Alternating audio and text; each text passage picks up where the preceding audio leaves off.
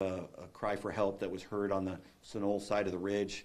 The community search team responded to that. We followed up on that search, scoured that area, and came back with negative results in regards to that report.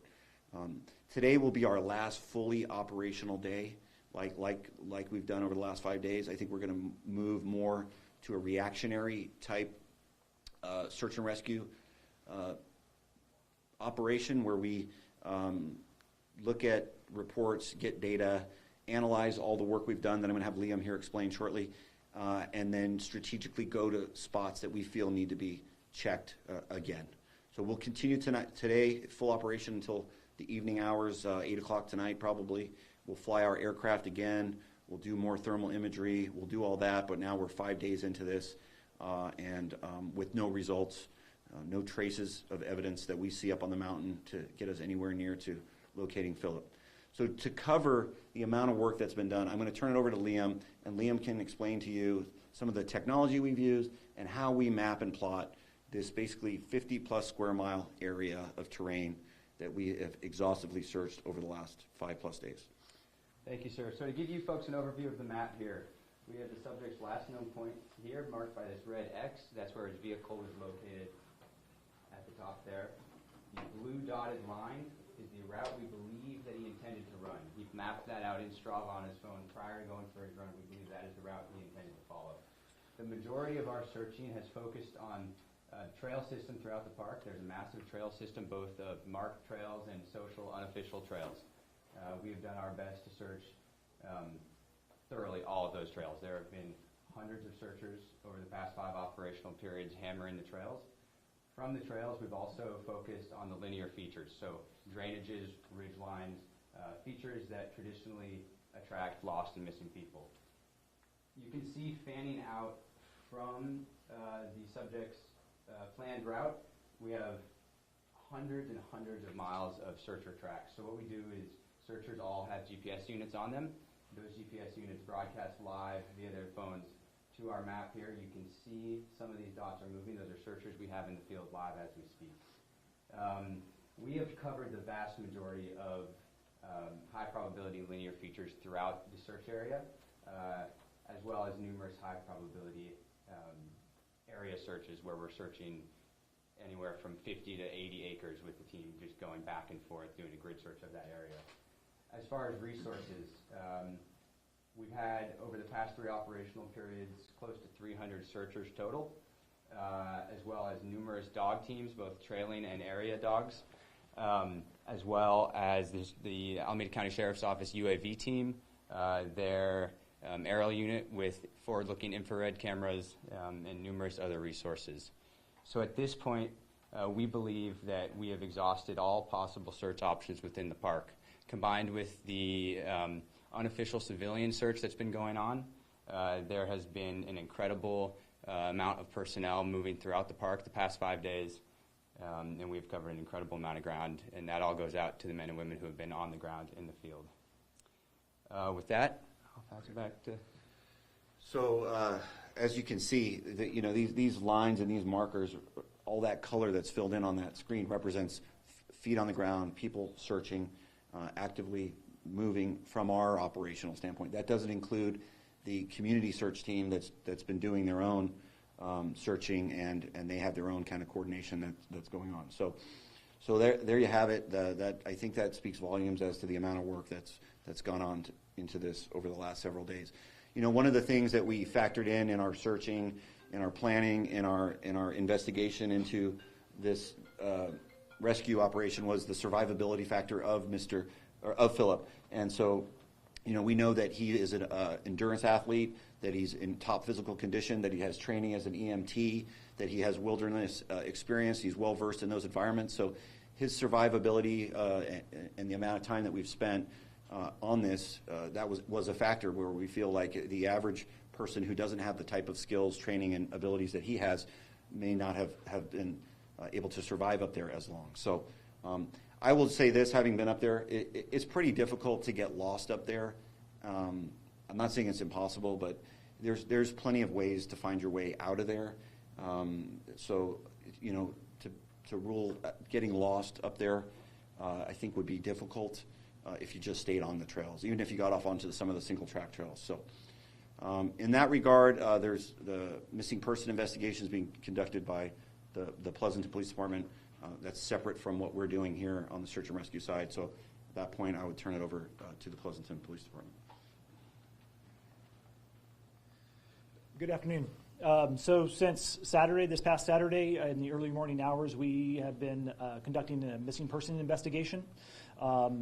That investigation currently is focused on Philip's known timeline from when he left his home in Berkeley until he arrived here in Pleasanton, where his vehicle was located at the trailhead.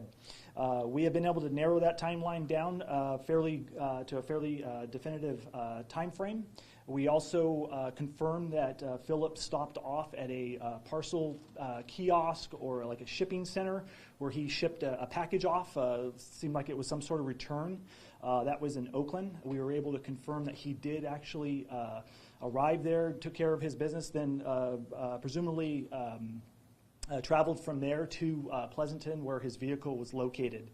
Our investigation is continuing. We have been interviewing family. We are now beginning to interview colleagues, friends, acquaintances, and all the other investigative steps that we are going forward with.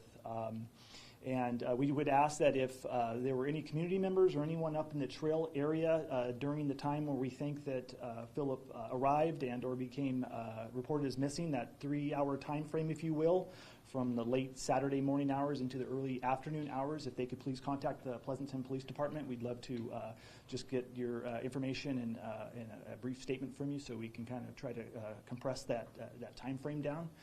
That's what we would ask for. That's all I have right now. Questions? No.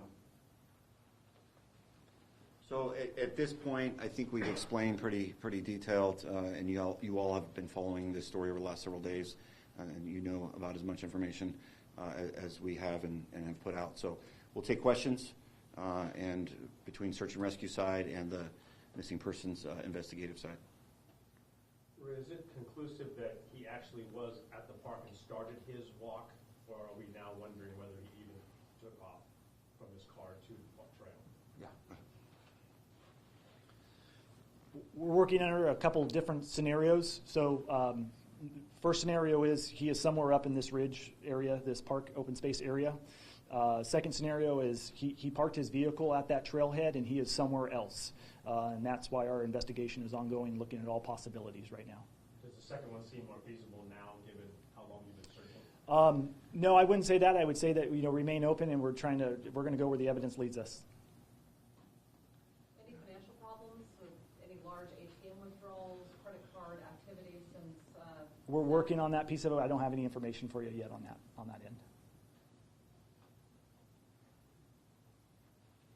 It's kind of an obvious one, but with the equipment that you're using, if he fell off the trail, right, was hurt or something, was underneath brush or things like that, your equipment would still be able to detect it. Yeah, we're deploying the latest technology. We have an aircraft that we deployed every night for the last 4 nights, and tonight we'll deploy, that has a camera on it that we're seeing small game, small animals, heat signatures. It's so good that we actually are seeing rocks that are still holding heat from the day, and sending personnel to go check the heat signature of rocks to confirm that it's not a person. So that's how good the technology is. And then I would remind you that we've also deployed our drone teams who have 4K quality imagery. It's very good. It's almost like reality. It's so high quality. We will then go over that imagery as well later and continue to look through it. But we feel that we have just scoured this park in every direction. And there are the what if factors. What if he's somewhere, he fell deep into some ravine and he's covered by dense foliage. But there are parts of the park that are like that, but that's not the vast majority of what the park is like. It's actually a lot of trees and open space with mixed in ravines and some areas that are heavily vegetated, but the vegetation isn't so much that you can't always get into it. There are some tricky spots, and we're going to follow up on those spots. But by and large, most of the terrain is not as bad as it could be.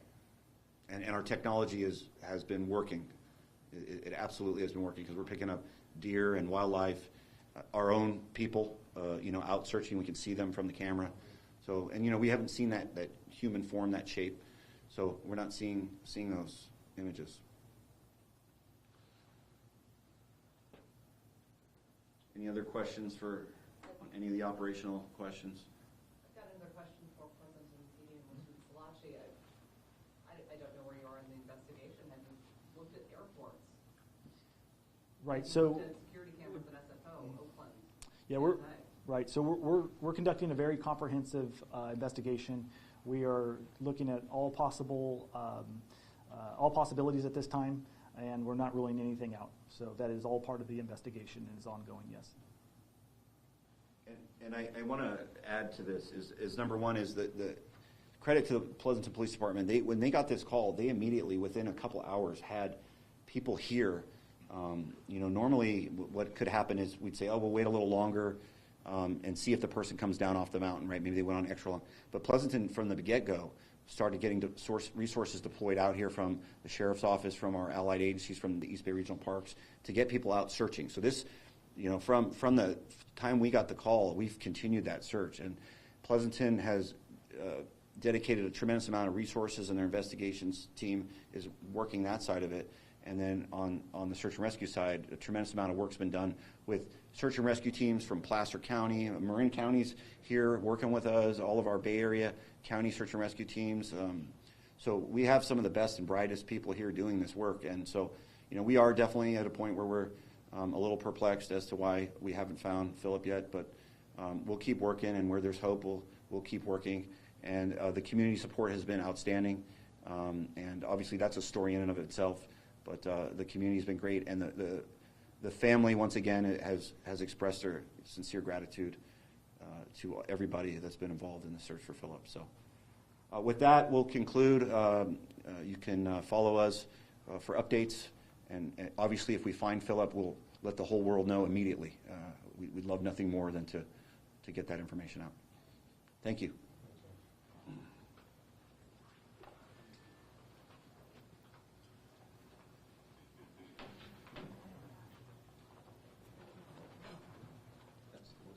Yeah. I'll do this. Take a picture.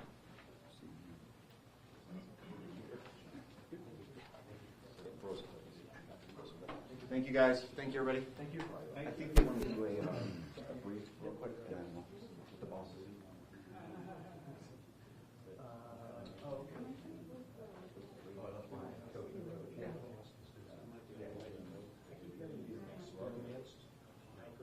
Yeah. What's the experience with this trail?